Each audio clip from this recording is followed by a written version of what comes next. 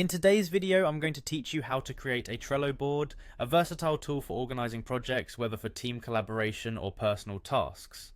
Let's dive right in and get started. First, you're going to need to log in to Trello.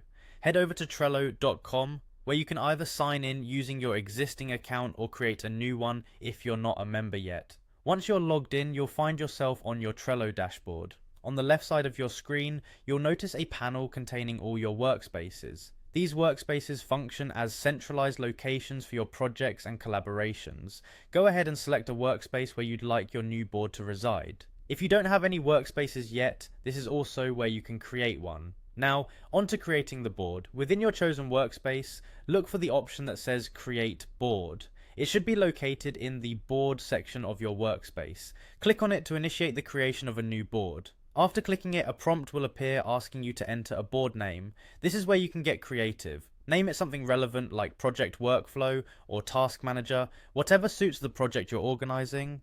Next, you'll need to confirm the workspace. Ensure that your board is being created in the intended workspace. You can either choose an existing one from the list or create a brand new workspace if needed. Once that's sorted, you'll have to select the board's visibility setting. This is crucial depending on your audience. The options are private, workspace, or public. If it's a private project, make sure to keep it private. For team-focused collaborations, choose workspace. For public boards meant for wider visibility, public would be the apt selection.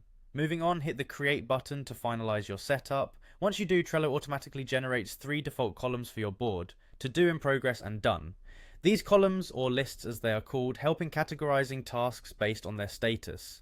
At this point, you might want to customize your board by adding more lists if the default ones don't fully meet your needs. You can do this easily by clicking the Add a List button.